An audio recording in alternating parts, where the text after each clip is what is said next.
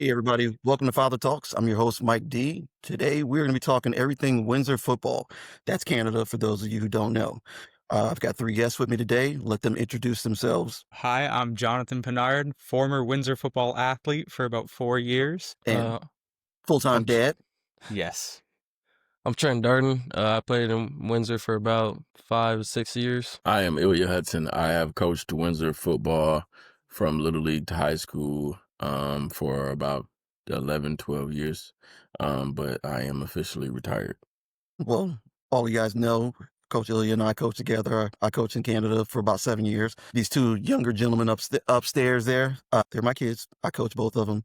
It was an interesting journey. So I don't coach in Windsor anymore. First thing I'd like to personally get into is, how does Windsor football get better? Funding, money. Funding? There's no money in Windsor football. Very Mm, few schools back their football programs here. The ones that do, there's not enough money in the programs to really see them excel. You're sharing sports facilities with basically every other sports team at your school. right, You don't have any money to really keep the kids getting new uniforms, new equipment, nothing to keep people invested, especially in a city like this where there's only so many people that are really, really wanting to play football, and the rest of them are just doing it because they can say, I'm on the football team.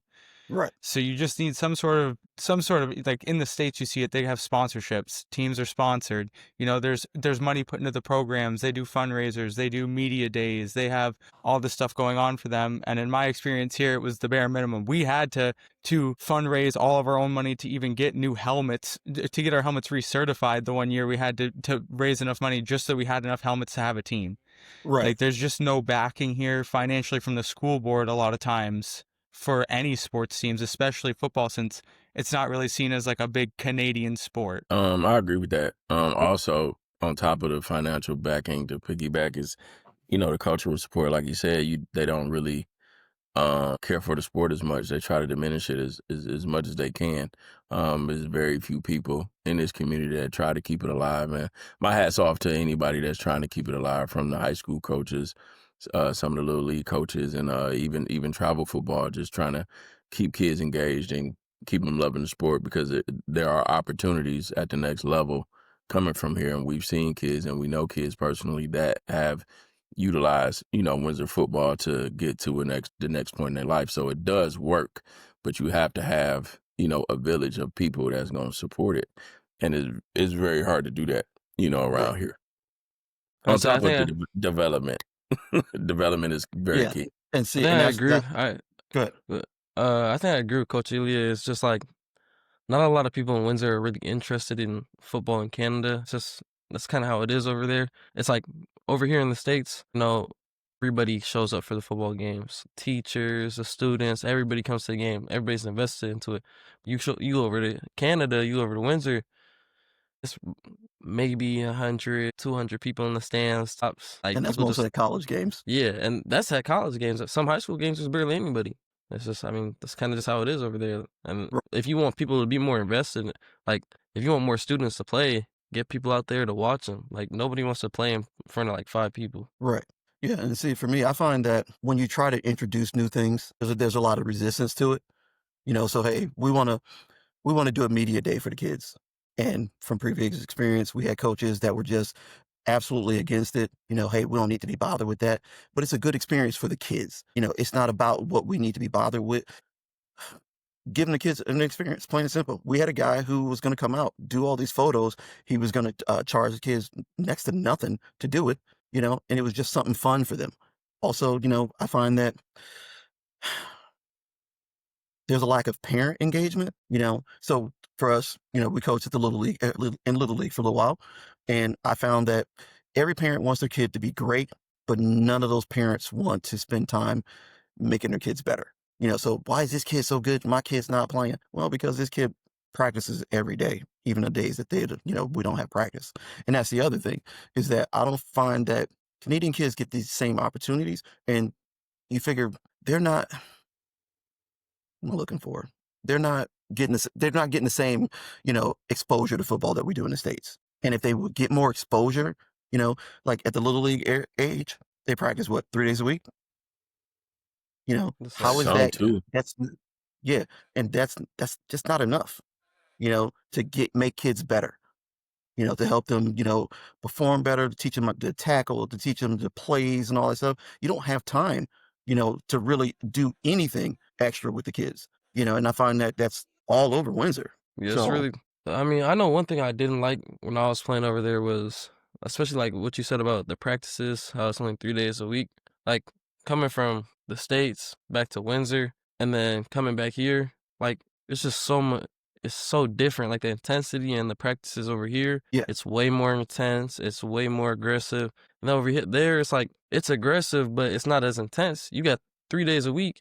You're not really learning that much in 3 days. Like right. you're learning a little bit here and there, but it's not enough to get you to where some of these kids over here in the States are, like the level of competition they're at. Especially at the high school level, like you're limited by the school board to literally 2 weeks in the off season to practice, like have legitimate mandatory practices. At And least yeah, when I and was that's playing, that's what it was. And how can you get ready for your whole season when you've got you two can't. weeks? You 2 weeks cannot. that they don't have mandatory weight room, and there's no mandatory like lifting sessions in the off season. There's no spring ball really. It's like 2 weeks in the summer, and then you start school and your games are next week. Yeah, How are you supposed to develop, especially in a city where there's not a lot of opportunities to develop outside of school or that was going your to be my next scheduled thing. practices? There isn't a lot of There's not a open lot. There's not a whole coaching lot or of open programs out there. facilities that really are for sports specifically. Yeah, there's some, but football definitely not. There's just far and few between that you're going to find here where you can go on a daily basis and get football training outside of doing it yourself at summer that has an open gymnasium. Yeah, and then you have programs that are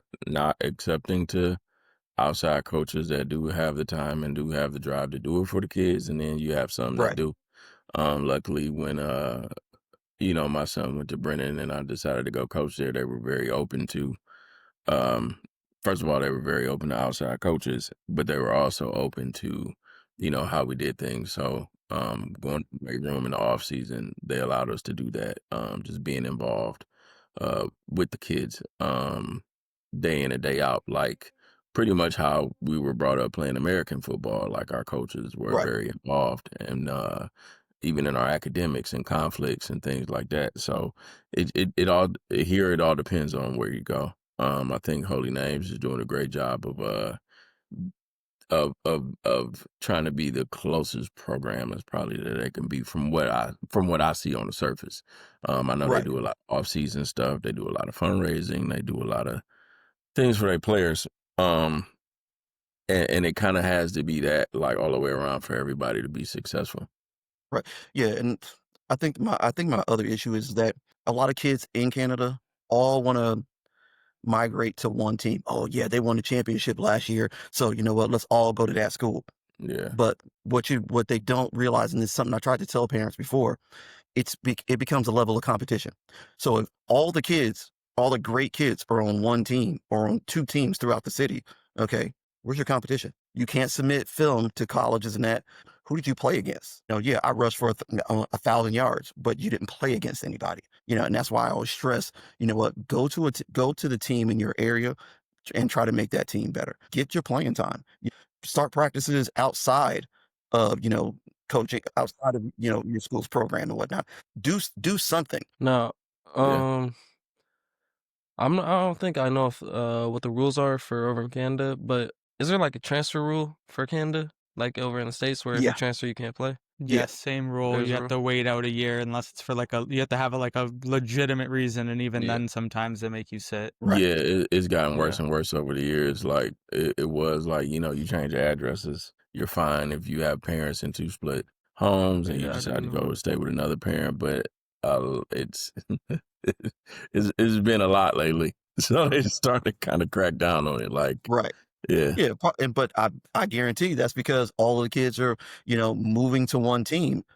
So everybody wants to play on the best teams instead of helping build programs. And listen, I understand that nobody wants to be on a losing team, but you also want to be on a team where you're contributing something. You don't want to just say, yeah, "Oh yeah, I wore the jersey, we won a championship," but what did you do? No, I sat on the bench. That's not the yeah. same thing. I agree, but it's a double edged sword because you also want to Yeah, go somewhere where the they're gonna program win. cares too. So it's Right. like, yeah, I can go to the school and I can work it out and know they're not the team that wins every game, but do I have this coach that really care? Now you have some programs where it was grassrooted. Yeah. And I go back to, where we were at, where we started at Brennan again. Like we started from the bottom and kind of came up from Windsor Minor. Like, so we grassrooted that program into it being, one of the top programs at that time. But we had to do a lot to do it. You know what I'm saying? We had to develop a lot. We had to put time into it. We did have to quote unquote recruit kids in order for Yeah. that to happen. So you have other schools that just don't have not only the know-how, the time, or just the mindset to do any of that. So then now you sitting up here in grade 8, and I'm saying from a grade 8 kid standpoint over here, like, man, why am I going here when I can go there and it's going to be a better experience for me? And then they all Right. just kind of load up. So it just Right. But sucks. I think that doesn't mean you're gonna play. And No, that's my no, it big does thing not. is okay, so if all the kids are going to whatever school, we're not gonna name names. If they're going to whatever school, because that team won, are those coaches developing kids that are behind their starters? And in my experience, what I've seen, no.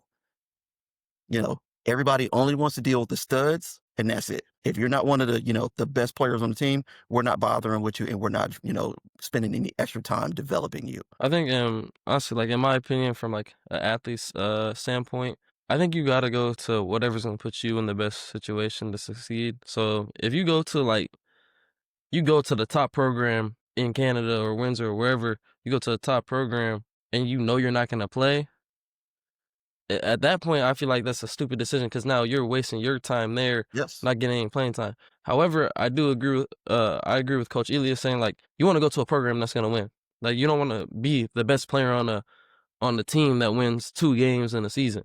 Like yeah, you're the best player, but y'all are winning 2 games. Why would I look at a kid who's won 2 games? You know, Right. And and you being worn it's down, like mentally and yeah, physically, you being worn because down at that now point. yeah now you're the workhorse on the team. Let's say you got no O-line, you got no receivers. It's solely you. Now, if it's solely you and you're in close games where it's like, let's say the game finishes out like 20-26 Yeah. and it's all because of you, I'd say like you're gonna get some looks. Like Yeah. you're doing that yourself on a But bad team. So imagine if right. you're But on a that's good why team. coaches need to develop kids. Okay. Yeah. And the other thing is that I understand that a lot of these guys are volunteering their time. So they're not getting paid for this. So you're 5 days a week, with these kids, and it's your time, but they're not getting paid for it. So if you really love the game, I get it. You're doing it because, hey, you want the kids to get something out of it. But I've always been a proponent of developing everybody because you don't know when your stud is going to go down. Okay. You don't Right. know when when your quarterback's going to go down, when your linemen are going to go down, so develop everybody. Yeah. That's why, like, We've been there. when we coached together, we had our offensive coaches, our defensive coaches, and then our extra coaches. What do we do? The kids who, instead of kids standing around watching plays, were in the back working on other stuff. Kids who can't tackle, kids who can't catch, all of those things. And I think that it made us a quality competitive team all the time because literally we're always developing all of our kids. And I think that's one of the things missing in Canada. Yeah, but the difference with that is a little bit. A little bit is because out of the it was what 6 of us. Out of the 6 of us, Yeah. 5 of us were developed in the United States. We played football in the United States, so all we did was just apply what we did over there to over here. Some of these coaches they don't know and they don't get it because they didn't have that kind of experience either. So some of Right. them are doing their absolute best. Some just really don't know or understand. Right. I feel like some of the coaches probably don't care as well, mainly because like pops, like you were saying, like coaches over there aren't getting paid. Like you're volunteering your Right. time. It's like Exactly. Yeah, if you're gonna choose to coach Excuse over me. there, you have to really love the game to keep coaching. yeah, Like in my opinion, like if you're just doing it to do it, there's no point. Why? Yeah, like why yeah. go and coach and waste kids' time and waste your time if you don't really love the game? And Exactly. it's difficult to find coaches for those smaller schools that Yeah, are willing to do that Right. because how many coaches have the experience of playing, at a high level of football, or coming from the States where they've seen that kind of developmental process that takes time.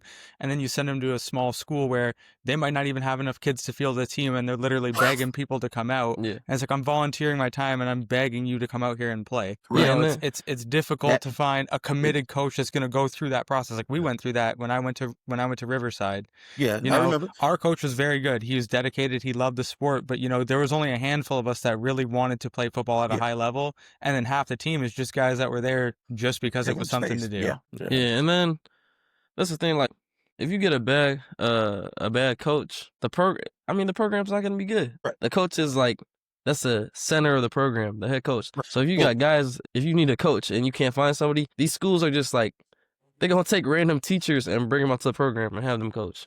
Mhm. Yeah. Like, it's not gonna develop. Or And athletic that's a big director. problem. Yeah. That's a big problem we had. I mean, we had a rotating coaches every year. Outside of the head coach, our defensive coordinator, our offensive coordinator, our positional, they were different every single year because it was just Yeah. whatever teachers were at the school. We never Yeah. really Yeah. had a steady cast of the same Yeah. coaches You for got- 4 Yeah. years. You got And gym I remember, teachers being the when offense coordinators. when I first started coaching in Windsor, my first year at Riverside, I mean, literally we had 19 kids? Yeah, I think we literally had to beg kids to come out so we had enough Yeah. where we were allowed to play Where games. we're allowed to play. And then, and the program's steadily getting better. But if they want kids to come out for football, they need to do things to make it more entertaining, make it more, hey, damn, this is awesome. I want to be a part of this. And that's why, hey, I'm still big on doing things like, bringing like we talked about earlier, the media day. Let's do some other stuff where, like you got interviewed last year. Your last year, Jonathan? Or was that Corday? Corday. Yeah, okay, yeah. So he got interviewed by the news and all that. And that's what kids need more of. Mhm. Like there needs to be more organizations or more, people just putting the spotlight on football, and more kids will want to And be a pop. part of that. Yeah, and speaking on that, like the difference over here is like we have a bunch of, I don't know, you got Instagram accounts, you got Yeah. social media teams coming out to games, posting kids on Instagram, got Yeah. kids going viral, stuff like that. Like that makes kids want to come out and play football. Like, Yeah, for because they example, want to be a part of it. yeah, so like my school, my freshman year there, they had like a media team, but not really. But as the years went on, we had a media team, we had a photographer, we had people come out and shoot videos for us. Kids want that to be Kids them. wanna They be a see part of that. yeah, they see people in these videos like, damn, this guy, he looks cool as hell. You want that to be you. Like Right. all these pictures, kids want that. Coach, Like, Yeah, if they're you- starting to you and I do it talked slowly before. here, very Yeah. slowly though. Like Um, if you could get somebody to just come out and even take pictures at the game, that's gonna make people want to come out even more. Coach, you and I talked about this before, but just getting even at halftime, getting the band to come out and play. Now you're going to get band parents to come out to the game. Why?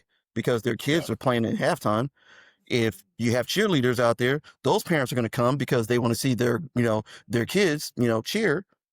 So now you've built a better environment because now you've got way more people invested in coming to these games because their kids are involved somehow. They may not be Yeah. on the team directly, but you know what? My kid's performing at the halftime show. My daughter is one of the cheerleaders, for the school. So parents want, more parents come out because their kids involved. I mean, some of the high school games, okay, the band's there, or well, some of the high schools in the States, the band's there. It's a big deal. The stands are packed. Okay. But after halftime, the band takes off and whatnot. Guess what? You figure about 50, 60 people, leave the stands, but it's still full of freaking people, because those are still cheerleading parents and football parents still left over. and if it's a Canada good game, would do those more parents like and students might stay. Yeah. If it's a good game, yeah. Yeah, and I know through through my high school at least, like obviously we always had the band out there all throughout the game. Yeah. And like the only time I wasn't on the football field was like my freshman year when I was at U of D. And I Yeah. went to I experienced from a fan's perspective one time, like just being in those stands, having the band playing, having the student section, Yeah. having themes for the game. Like one game will be themed oh, it's tropical theme. Like that gets the students involved. Like you have because more people want to Yeah. take part in that. yeah, so we had kind of a group that ran our student section and stuff like that. And at our Yeah. school we call them F7, the that's our Farmington 7. So they hype up the crowd. They're on the track doing push-ups, a bunch of stuff.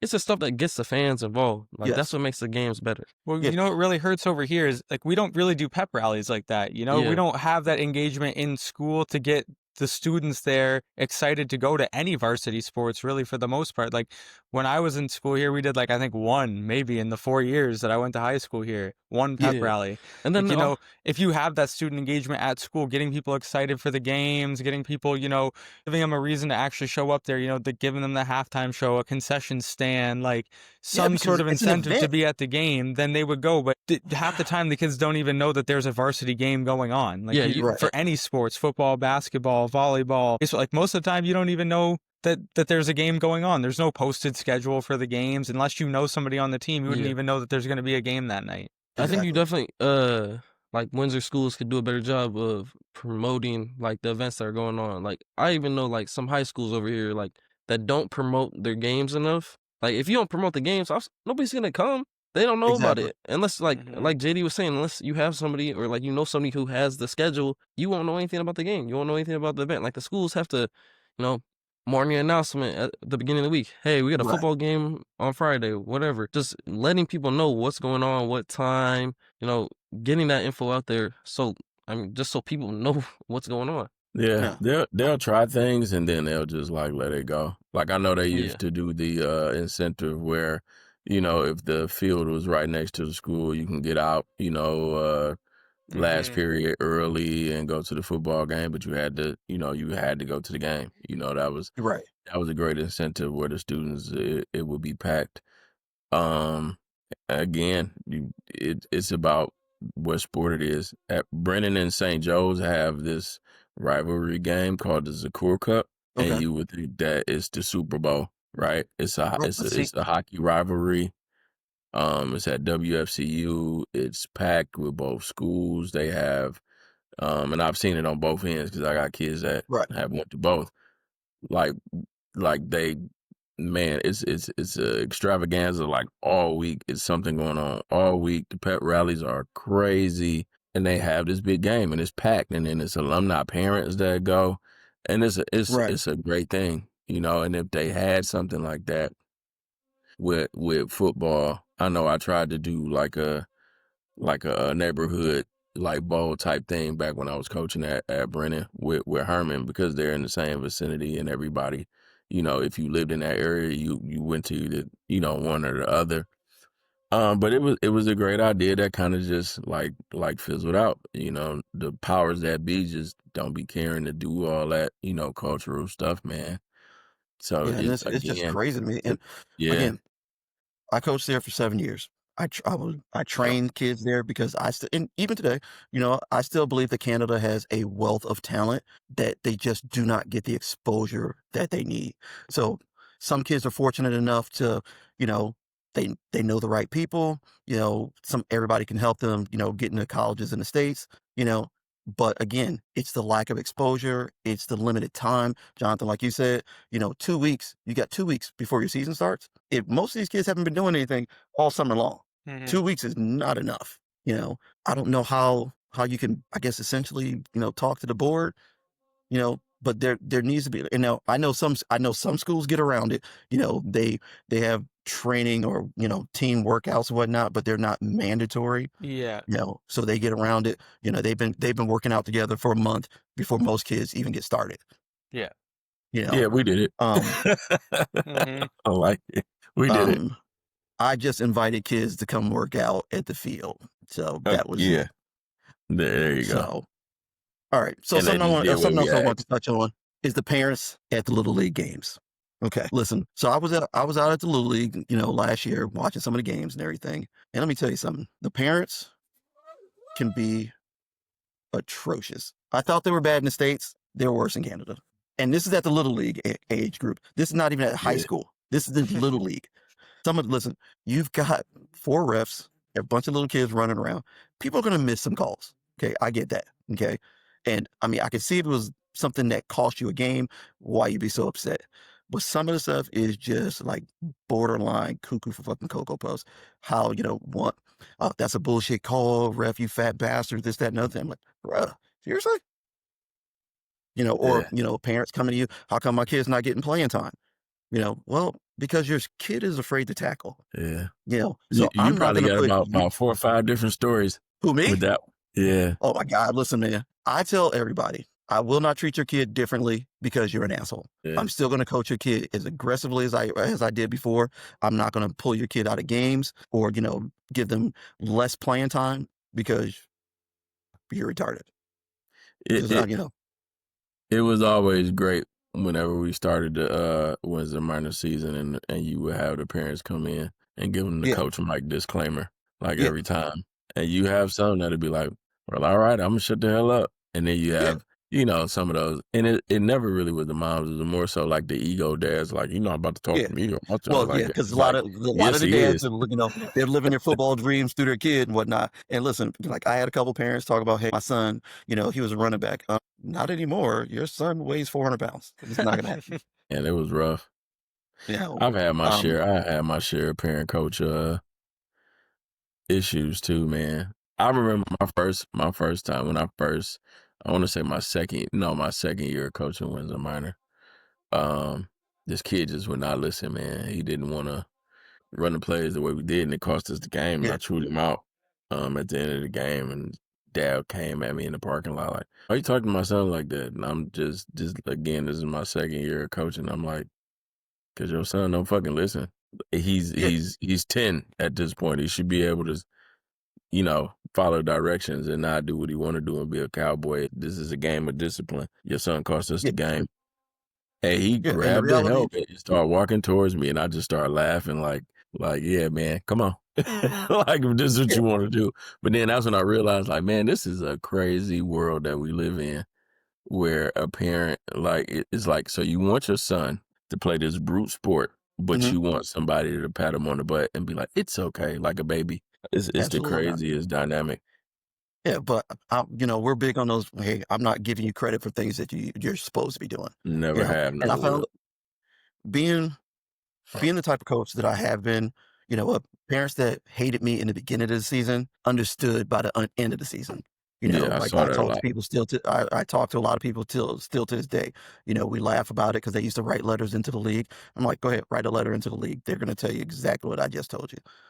I will not put a kid on the field that is not ready to play because my responsibility is still it's about safety. Yeah. So I put a kid out there because y'all know he's my buddy's friend. He's a starter when he shouldn't be, and he gets somebody else's kid hurt. Then what? Yeah, Because people they're didn't not gonna understand that we we didn't was for the properly greater prepare him. good. Yeah. Yeah, People didn't understand that we was for the greater good of the kids more so yeah, than ourselves or just for, even the league. We wasn't even for the greater good of the league. We was for the greater good of the kids. And people didn't understand that at first. I yeah, think now that we are all kind of like away from it, with the exception of Jesse, who still coaches. yeah, Because whenever I and see somebody, it's like, man, when you guys going back to coaching, man, we really miss you guys, man. Yeah, Like, it's run not it the back. same anymore. Run You back know, to coaching dynasty. nah, part of me really would like to coach in Windsor again because again, I love the kids.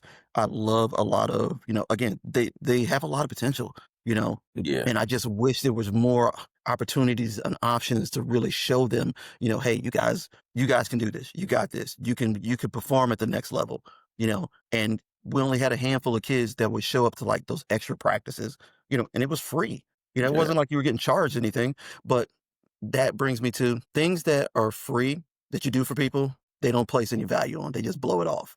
You're like, oh yeah, hey, you guys come work out. Coaches are going to do this for you, this, that, and other thing. People show up as they may, because hey, it's free. It can't be that valuable, you yeah. know. So that's part of the reason why like I stopped doing like all the training for free because people didn't appreciate the value of what they were getting. I Okay. think a big part of that problem is there's like a lot of like there's like a poison mindset for the parents here where like a lot of times you see it's like, oh well, my buddy so and so is the coach of this team, so I'm just gonna send my kid there because there's a lot of Yeah, favoritism. So yeah, parents don't see the value in sending a kid to a team where he's got to train and work hard and earn his spot because they go, exactly, oh, I can just send him exactly. to Joe Schmo's team. We're friends at work, and he'll give him a spot on the team somewhere starting instead of sending Yeah, him to a team where he's got to actually learn the fundamentals, learn how to play, Hmm. and really develop. You see it so much here where it's like you've got kids that are good on the bench behind kids that have no idea what they're doing oh because yeah, we're buddy buddy and we go to the bar every Thursday night. So yeah, of course your kid can play on my team. And that's And literally like in all of the sports here. That ain't yeah. even just football. That's Yeah, just, you know, some group of guys, that's not the way they do things, in my Mhm. experience, because I've coached like 4 different sports here. yeah, So I've kind of seen it on, different spectrums.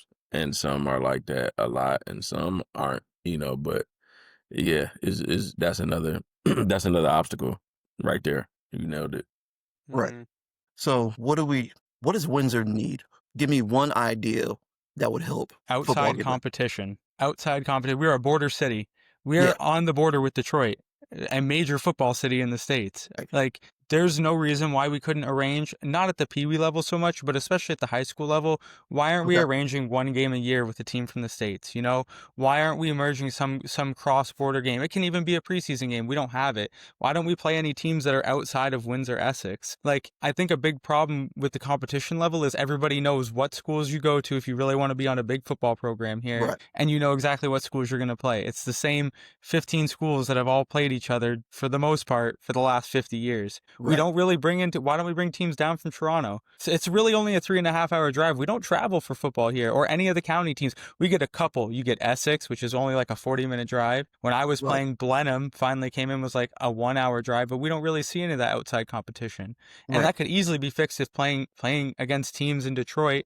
I mean, yeah, it's a little bit hard to coordinate because you got to make sure, either everybody on your team's got a passport or everybody on the other The team other team's does, got a passport, right, for the most part. But you're telling me you can't coordinate one or two of those games every year? Like, it could definitely be done. You could find a school board over there.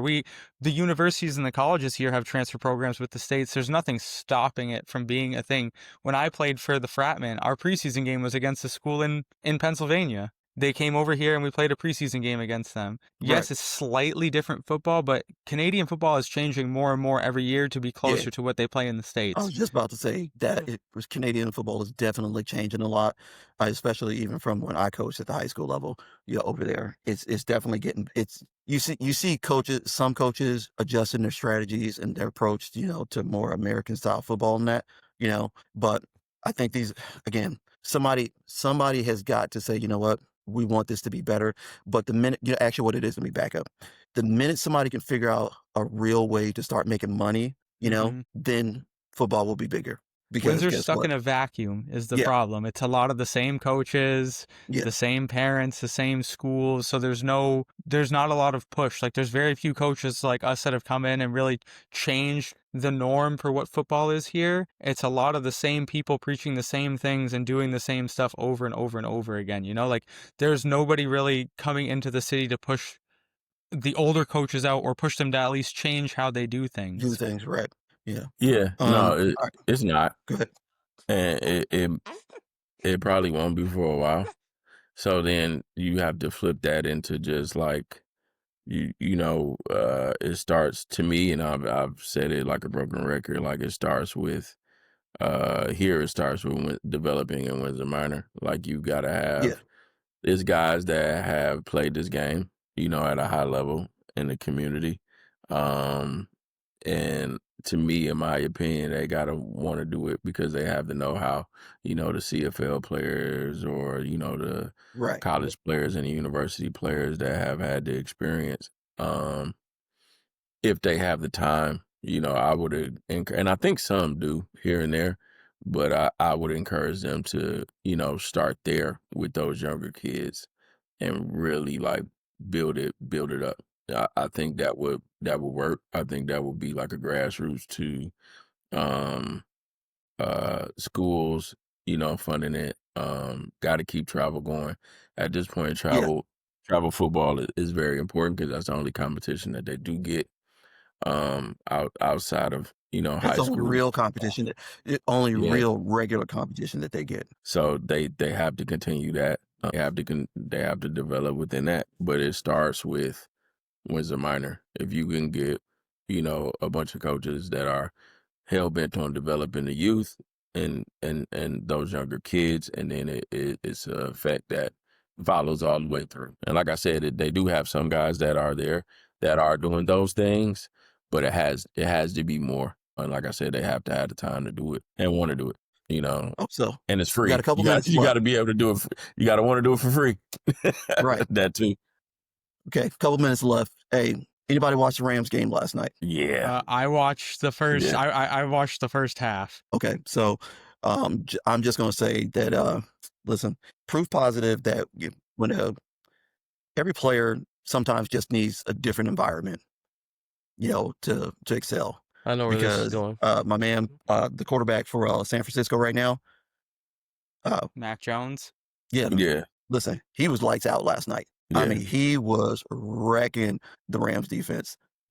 Okay, and it was a lot of it, no real deep passes or nothing. No, most of it was all underneath stuff, and uh, San Francisco was just making stuff happen. The Rams fumbled on the 1 yard line. They missed. I think they missed two field goals and whatnot. Mm-hmm. So Yeah. yeah, and listen, I still love Matthew Stafford. People can say what they want to about Matthew, but I Oh yeah, all day love Matthew long. Stafford. Mhm. Okay, Yeah, I don't want he him back. still I don't has want him that back. I killer love me instinct. some Jared Goff now, but Yeah. what? Pause. He I made some love great Jared Goff. throws, No, but he I'm also saying made some bad ones pause. last night too. Yeah, but keep in mind though, when Stafford was with us, he literally had to do so much because he never had the tools that Jared Goff has Yeah. got now.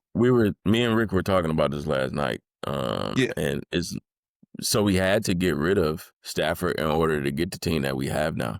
You know, Yeah. like that's the other part.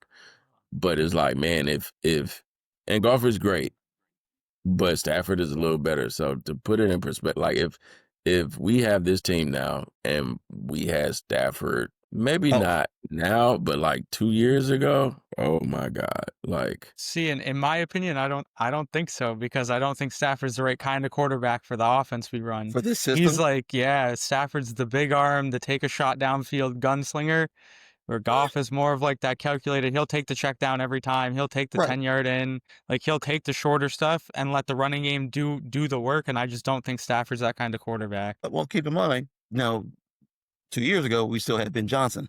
Ben Johnson tailored that offense to really fit what Jared Goff was good at.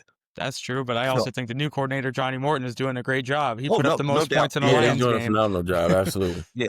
That first Yeah, game, I was a little yeah. scared. I'm not gonna lie. I was like, "Holy shit!" Yeah, I was scared what the rest too. of the season's gonna be like because we in trouble. Yeah, I feel like it was damn near the overplay for the underlay. Yeah. Mhm. Yeah. So, I like to think But- it's all because of my son, because before he was born, they lost a game, and now they haven't lost one since. So You know what? We're Okay. gonna take that. We rolling with that.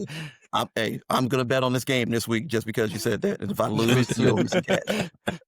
So Nah, if Alright, I guys. if I bet on a game this week and I lose, Kenny gonna get it. taking some money out of his college fund. Wait until he can walk. Yeah. Oh, that's a rap guy. So, anyways, guys, hey, thank you so much for being on this episode. And we will see you again maybe later this week. all right. Yeah, Mike, we All right. might have to part 2 this thing. Yeah, oh, for sure. Yeah. We'll bring Yeah. maybe next week or so, we'll do a part 2, bring some Yeah. additional coaches in, Yeah. and because there's still a lot of things I would like to cover, because I don't want people thinking that we're just bashing Canadian football. We're not, No. there's a lot Not of at all. opportunities there. It's just Mhm. that not everybody's sharing in the wealth. And I would like to see the community as a whole get better. And I think football will be a great way for that to happen. Absolutely. Yeah. It has all the potential in the world, man. You just gotta have people that's ready to grow it. All right. Hey guys, be good. Take care of yourself. Oh For yeah, sure. for sure. God bless. See ya.